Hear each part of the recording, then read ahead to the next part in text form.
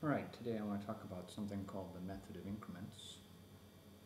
Suppose that I have an object's position which can be found using the equation x equals 16t squared plus 96t. My job is to find the object speed at t equals 5. So I'm going to graph s equals 16t squared plus 96t over here. And I get a parabola, which is what we expect since this is a quadratic.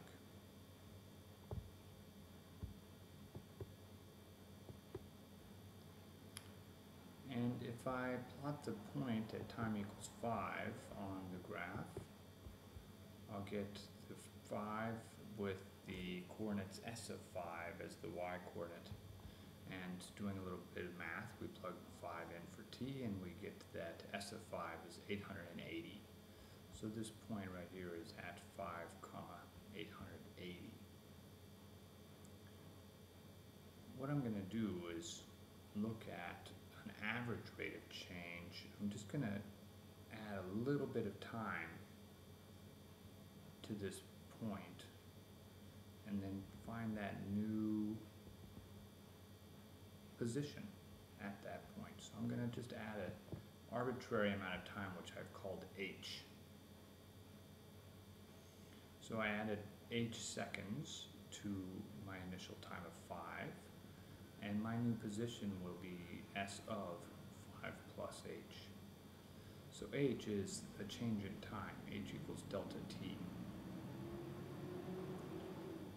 If I look at the change in h here and change in t here, that change right there is actually the slope of this secant line.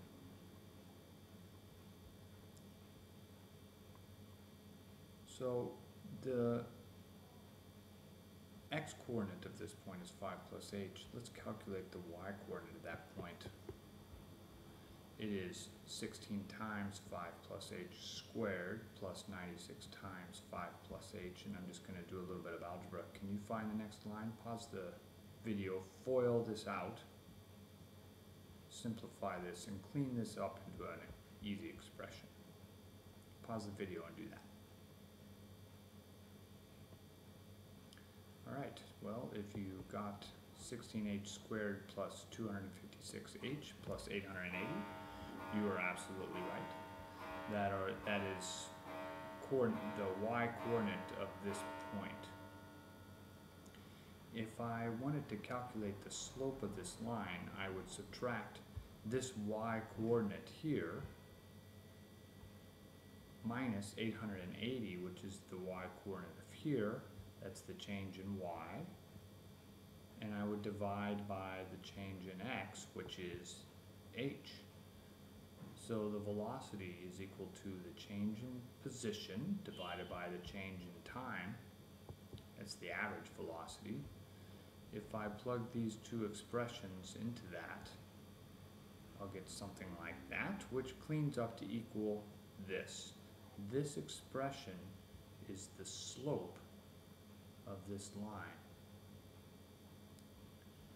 And it is the average velocity during the time 5 to 5 plus h.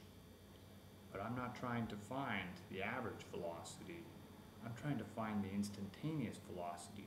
So what I'm going to do is take that h and make it smaller and smaller and smaller so that the change in time is becoming less and less and less.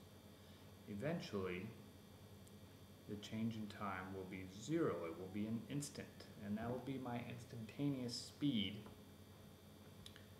at 5 seconds. So what I'm looking for is the slope of this line, which is a tangent to the parabola at time equals 5. I want the instantaneous speed, so the change in time is 0. When h equals 0, if I plug 0 into this expression, I'll get 0 over 0, which does not exist. But the limit does exist, and the instantaneous speed at time equals 5 is the limit as h approaches 0, and that's 256 feet per second. take a moment to verify that the limit as h approaches 0 is indeed 256.